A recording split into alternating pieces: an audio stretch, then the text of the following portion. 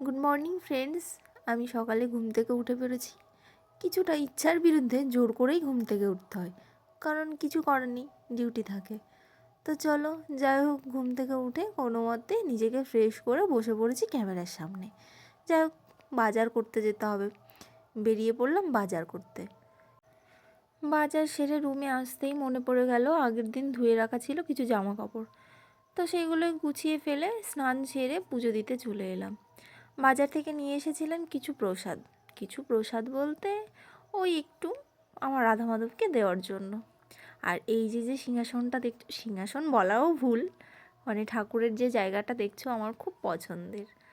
এখানে থাকতে গেলে তো সিংহাসন কিনতে পারছি না, আজ আছি কাল নেই, যা যাবর জীবন। তাই এইভাবেই আসনটা পেতেছিলাম।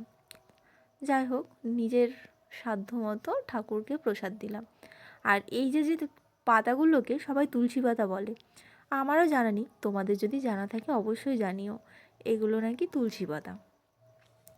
তো যাই হোক, তুলসী পাতা মনে করে তুলে নিয়ে এসেই ঠাকুরকে পুজো দিচ্ছি। পুজো দেওয়ার জন্য বাইরে থেকে কিছু ফুলও তুলে এনেছিলাম সাথে করে, বাজার থেকে ফেরার পথে। তো এই যে আমি পুজোটা সেরে ফেলি, তোমরা দেখতে থাকো।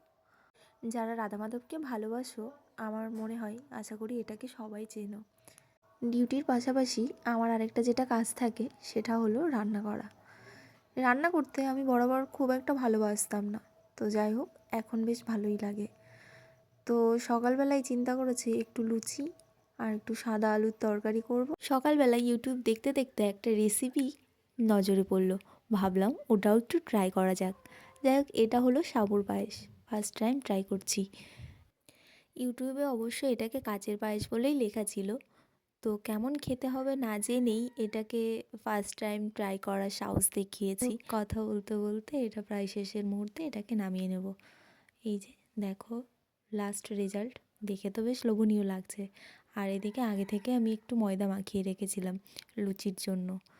তো এদিকে আমার লুচিও হয়ে গেছে, সাদা আলুর তরকারি, আর ওদিকে ওই পায়েস রান্নাটা। যাই হোক, আমি এবার খেয়ে ডিউটি বেরোবো। আমার এই ছোট্ট ভিডিওটা তোমাদের কেমন লাগলো অবশ্যই জানাতে ভুলো না। আর যদি ভালো লাগে অবশ্যই পাশে থেকো। Bye bye.